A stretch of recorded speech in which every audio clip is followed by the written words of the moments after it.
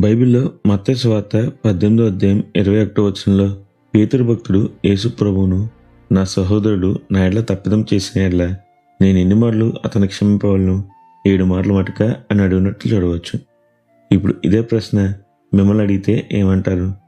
అలా 7 సార్లు నా వల్ల కాదు, నేను ఒక్కసారి క్షమించడమే కష్టం, మహా అయితే 2 సార్లు అవకాశం ఇస్తాను అంటారా? అయితే వినండి, ఈరోజు దేవుడు మీతోనే మాట్లాడుతున్నాడు. మరి ఈ రోజును దేవుని వాక్యదానంతో ప్రారంభిద్దామా?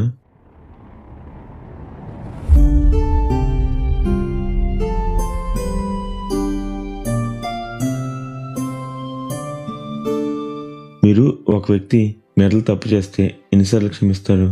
1 సారి, 2 సార్లు, పోనీ 3 సార్లు, అంతే కదా? అవును, మనం క్షమించడం చాలా కష్టం. అది పదే పదే క్షమించడం అంటే మరీ కష్టం కదా. ఇప్పుడు మీకోసం అన్నట్లు ఉంది పేతురు భక్తుని ప్రశ్న.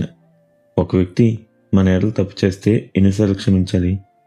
మీరు ఇదే ప్రశ్న ఓ సాటి యూదుడిని అడిగినా, లేదా ఓ శాస్త్రి, ప్రధాన యాజకుడు అంటూ ఎవరినైనా అడిగినా వారు చెప్పే మాట 3 సార్లు. అవును, 3 సార్లు క్షమిస్తారు, ఆ తర్వాత ఇక అవకాశం ఇవ్వరు. ఈ విషయం పేతురుకు తెలుసు.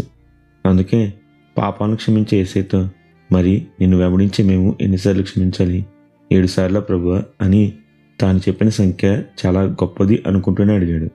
కానీ ప్రభు మాత్రం భలే చిత్రమైన జవాబు ఇచ్చాడు. అదే 70 మార్ల మటుకు అని. దీనికి అర్థం ఏంటి? 77 సార్లనా, లేదా 77 అంటే 490 సార్లనా? ఎలా అర్థం చేసుకోవాలి? మీరు ఎప్పుడైనా ఆలోచించారా? అయితే ఒకసారి కీర్తనలు 90:10వ వచనంలో మోషే గారు చెప్పిన మాట చూడండి. మా ఆయుష్కాలము 70 సంవత్సరములు, అధిక బలమున్న ఎడల 80 సంవత్సరములగును, అయినను వాటి వైభవము ఆయాసమే, దుఃఖమే, అవి త్వరగా గతించును, మేము ఎగిరిపోదుము అన్నారు. చూసారా, మన ఆయుష్కాలం మహా అయితే 70 ఏళ్ళు. ఇప్పుడు ప్రభు పేతురుతో చెప్పింది కూడా ఇదే. పేతురా, 7 సార్లు కాదు, అతడు జీవించినంతకాలం ఎన్నిసార్లు నీ వైపు తిరిగి నన్ను క్షమించు అని అడిగితే అన్నిసార్లు క్షమించమని. అవును కదా, మన ప్రభు మన ఎడల అదే రీతిలో వ్యవహరిస్తున్నాడు. ఆయన మనలో ఊపిరి ఉన్నంత వరకు మనకు అవకాశాలను, తరుణాలను దయచేస్తున్నాడు. అదేవిధంగా దేవుడు మనల్ని తనను పోలు నచ్చుకోమని చెప్తున్నాడు.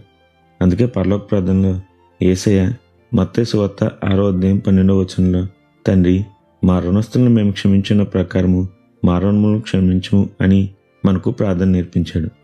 అవును కదా, ఆవిరి వంటి జీవితం, అపనమ్మకస్తులమైన మనుషులు ఎన్నోసార్లు ప్రభువు నుండి కృపను, క్షమాపణను పొందాం.